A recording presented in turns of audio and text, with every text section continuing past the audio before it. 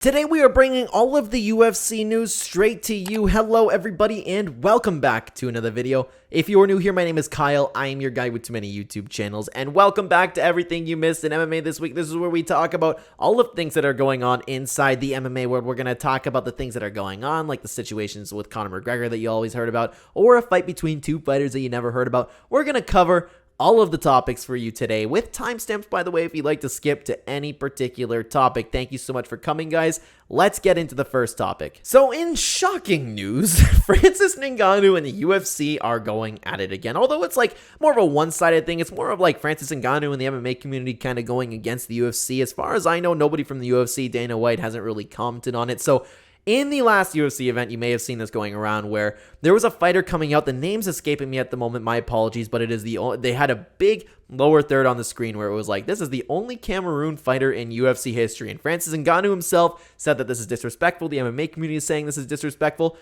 I truthfully don't know if this was a shot the UFC was taking at Francis Ngannou, because I can see them doing that because it's clear that they don't like Francis Ngannou. But this is also something that could be a real mistake. So I don't know where I sit with it. I wouldn't be shocked if it was a mistake. I wouldn't be shocked if it was the UFC really taking a shot at Francis Ngannou. So in shocking news, like I said, Francis Ngannou and the UFC are kind of going at it again. We have some nice MMA rule changes for eye poke. So first of all, now a fighter, if they are fouled due to a cut with an eye poke, they are allowed to have the cut men now come in and treat the eye poke or treat the cut over the eye instead of having the fighter just take the 5 minutes and fighting again. Also, if a fighter is eye poked before the doctors come in and check the eye, the fighters are now going to be allowed a cold compress on the eye. So this is really, really nice changes. There's still a lot that needs to be done with the rule changes in MMA, but hey, you know what? It's a step in the right direction. I really, really like these changes, especially for eye pokes. Now, guys, I don't know if I should have really included this in the video because it's all like, it's all talking about all the MMA news, and it has to do with one MMA fighter and Dillon Danis, and it's talking about Dillon Danis versus Logan Paul, although it's not necessarily about the fight. It's more on the drama on the Twitter side. So if you guys haven't seen, Dillon Danis and Logan Paul are fighting, and they clearly don't like each other. So what Dillon Danis has been doing has been posting Logan Paul's fiance with every single guy under the sun that she has been with, and he is still doing it.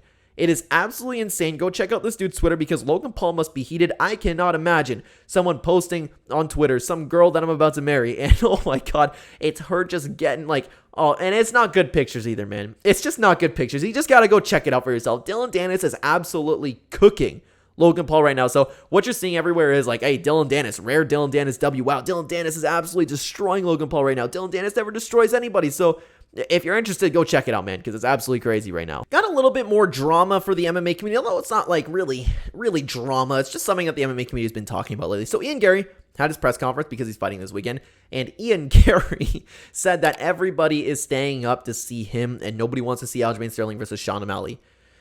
This is unfortunately not true. Like, I don't know what to say, man. It's just not true. Ian Garry's not a star yet. He has the potential to be a star, but he's talking like he's already at Conor McGregor level. I understand that Conor McGregor is an inspiration for him, but he is not Conor McGregor level at all. I'm pretty sure everybody under the sun is there to watch Sean O'Malley versus Aljamain Sterling. That's pretty much the selling point of UFC 280. Maybe overseas you'll have some people for Weili Zhang or a lot of people for Weili Zhang, but very few people are coming just for Ian Garry. I would imagine like maybe some people from Ireland, but Ian Garry's talking like he's going to get a Conor McGregor entrance, and that's just not going to happen, man. So pretty much the MMA community has just been laughing at him, and it's a little bit unfortunate. He kind of asked for it, though.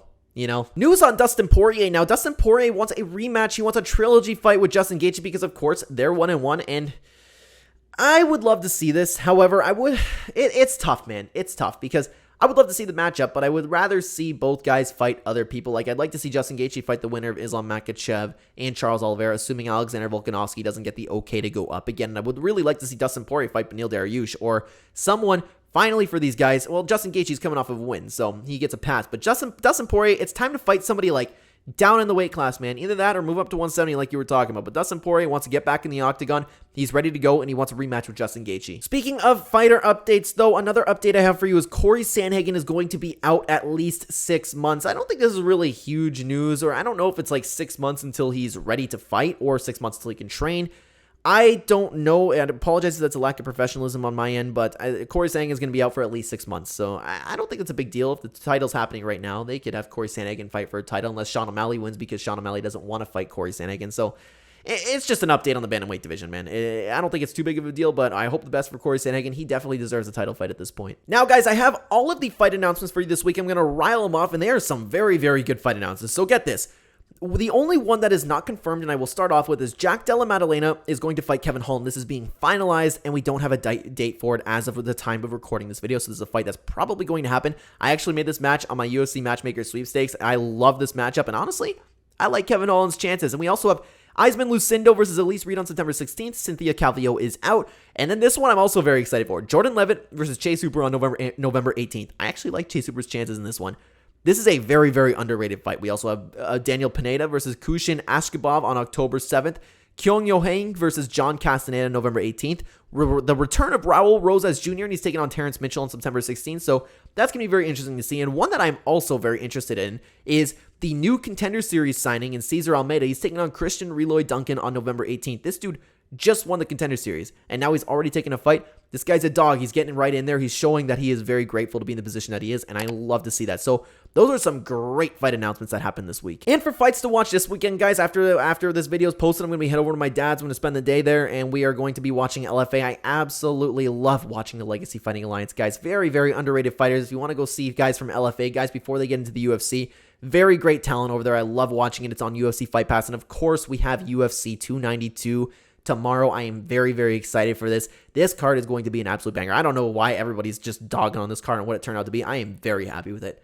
This is an amazing card. I cannot wait for it. It's going to be a fantastic weekend of fights, guys. So I hope you enjoy them, and I hope you enjoyed this video. Thank you so much for watching. If you are new here, we make this video every single Friday, keeping you up to date on all things MMA. If you'd like to continue watching the Clenbat channel, there'll be 2 videos on screen for you right now. Check them out. I think they are pretty great. I will see you either there or in the next video, guys. Take care.